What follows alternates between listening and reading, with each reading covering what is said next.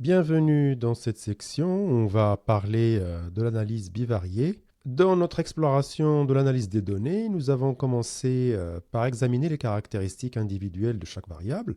Nous avons utilisé des mesures descriptives pour comprendre leurs propriétés fondamentales, comme les mesures de tendance centrale, les mesures de dispersion et des mesures de forme. Donc, ces analyses sont centrées sur l'analyse univariée. On dit univariée parce qu'il concerne une seule variable. Ces analyses nous ont permis de saisir les tendances et les particularités au sein de chaque variable, prises de manière isolée. Cependant, dans le monde réel, les variables interagissent souvent les unes avec les autres de manière complexe. Et c'est ici que l'analyse bivariée entre en jeu.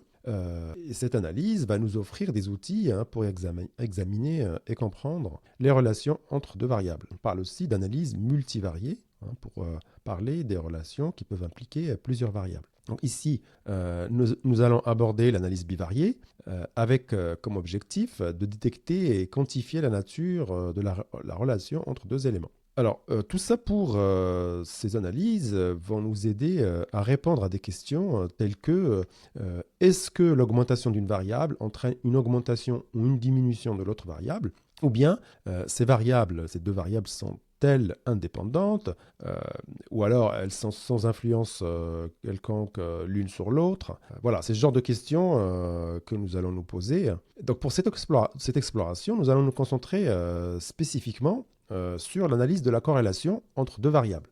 Alors, on est obligé de se restreindre un petit peu à ce cadre, parce que c'est le cadre, on est dans le cadre d'une introduction, analyse de données, et les différentes possibilités, et les différentes méthodes, que ce soit deux variables, plusieurs variables, il y a beaucoup de choses à dire. Donc ici, pour simplifier un petit peu et ne pas trop alourdir mon intervention, donc je vais me restreindre spécifiquement sur l'analyse de la corrélation entre deux variables. Donc, commençons par définir ce qu'est la corrélation, ce qu'est une corrélation. Donc, en statistique, la corrélation est une mesure qui nous permet de comprendre et de quantifier le degré de relation entre deux variables. Par exemple, dans le domaine de la santé publique, la corrélation peut nous aider à déterminer s'il existe une relation entre l'activité physique régulière et le niveau de bien-être général d'une population. Alors, la corrélation dépasse largement les mathématiques, le contexte mathématique.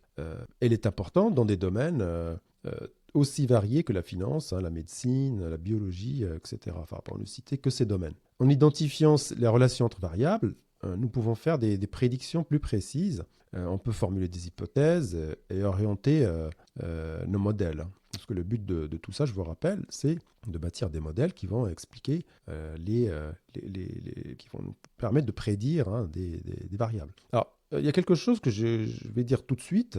C'est vraiment très important. Il est très important de comprendre que la corrélation n'implique pas la causalité. Cela signifie, le point ici, cela signifie que si deux variables sont corrélées, cela ne prouve pas que l'une est la cause de l'autre. Je vais donner un exemple.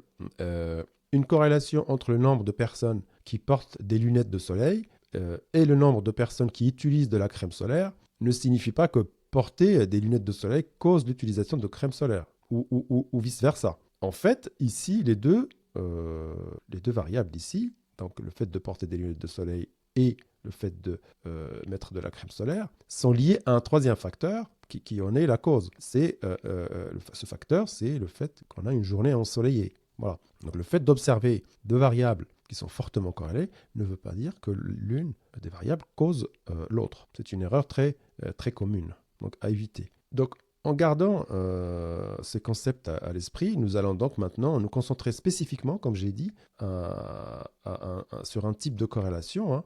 C'est la corrélation de Pearson, qui est particulièrement utile pour analyser les relations linéaires entre des variables quantitatives continues. Alors je dis corrélation de Pearson, mais en fait, des fois on entend parler de corrélation, formule de la corrélation, etc. Mais implicitement on utilise en majorité la corrélation de Pearson.